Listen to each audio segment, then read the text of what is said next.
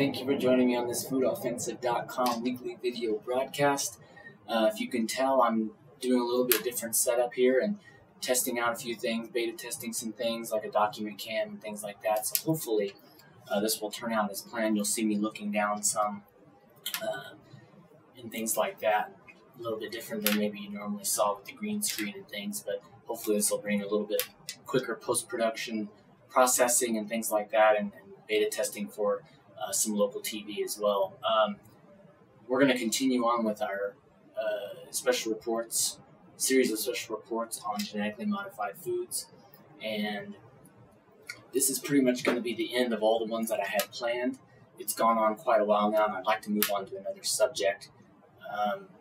But of course, the issue of genetically modified foods, as I've said before, is such a big one, and it's such at the forefront of this whole fight for food freedom, for fighting for safe food in our food supply. That's what I do here at foodoffensive.com, is come at you from the front lines of the food supply and really focus on what are we eating and what is safe and what is not as safe or completely unsafe. So, of course, we're going to come back to genetically modified foods again and again, because over and over there are new stories, new articles, new headlines out, new study, new research results that come out concerning genetically modified foods. And so it's very important that we stay up on that, and this definitely won't be the last genetically modified food broadcast here.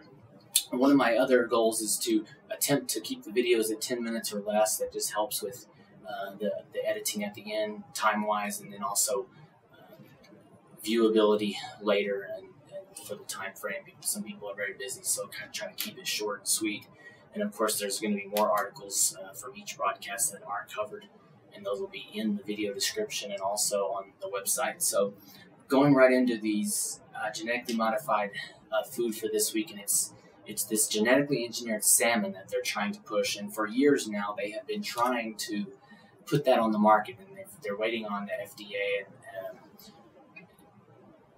approval of it, basically. And there's been a lot of pushback on it, because of course, anytime we genetically modify something, it poses a risk of infecting other species. It just as we've seen in the mice studies and things with corn and the other crops, it creates some major health issues, and sometimes we don't know it until it's too late. You know, when we test mice and things like that, they regenerate faster. We can see the process, we can see the progress over time a lot faster than what it would take for a human to show those results. And so we're seeing it now. We're seeing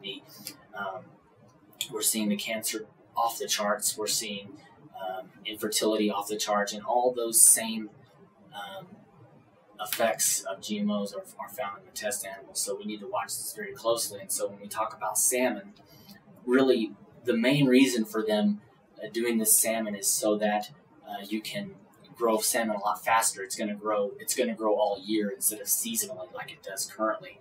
And what they're doing is taking the genes from a Chinook salmon, a very large salmon, and they're breeding it with the other salmon to make it grow faster, basically creating a higher yield. And of course, they pitch it as, oh, this is better for the environment. This is going to be better for us, talking about the whole sustainability seafood thing. But I'm just a little bit eerie that we need to do a lot more testing before we dive into that. But I mean, just look at this picture of this salmon. I mean, this is an example of the Chinook salmon. It's huge, and they can get large. Obviously, they don't have to get that big, but they're taking the genes from that and really going with it. I mean, if you compare a genetically modified salmon with a regular salmon, and this is both fish growing at about 18 months. I mean, you can look and see. If you can see a bigger picture, that will put that up on screen. You're looking at a farm-raised salmon about 13 inches, 2.8 pounds, and then a genetically modified salmon is all the way up to 24 inches or 6.6 pounds. I mean, just the comparison there. Both of those took 18 months to grow, so you can see the difference. And I've gotten some fillets of salmon lately that I'm thinking, this got to be modified some way or some sort, because they are huge. And so that's their motivation, but I think we really need to do more testing, and they've been going on this process, and from what I can tell, it's not approved yet. They're wanting to grow it in Panama. This company, it's called Aqua Bounty, and basically there's articles over and over. There's one title, Aqua Bounty's GE salmon smells pretty rotten, and it shows a bear trying to eat a salmon, but it's actually the bear is being eaten by the salmon because it's so big. It's kind of a funny comic there concerning that. But Aqua Bounty's trying to push this through. Of course, they've probably spent tons and tons of money trying to get this going with all the research and things. And I believe they're already growing it in Panama, South America there. They claim on their website that they're growing it inland, which they say isn't a problem, because one of the concerns I have and others have about this is the fact that you can what keeps the salmon in, and once they're out in the wild, I mean, we're talking about within 50 generations that all wild salmon would be completely gone, because they would have bred with these genetically modified salmon. And there's a lot of debate on the science of it, of what really gets transferred and so on and so forth, but to other generations. And of course, the company wanting to sell the product has their own side of it, and that's just that we've seen with Monsanto and the other crops and the other seed biotechnology companies.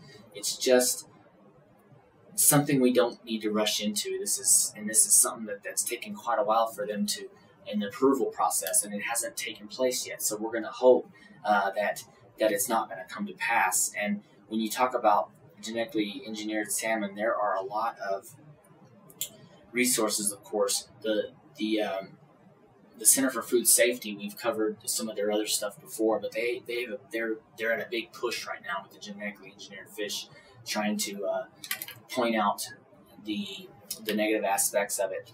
And there's a long article here. It's gefish.org, ge-fish.org, and then you can search the Center for Food Safety as well, and they have a petition on there, I believe you can sign and things like that. Center for Food Safety.org, of course.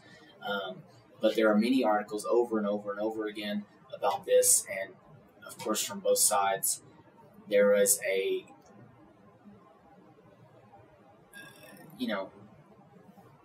articles talking about threat.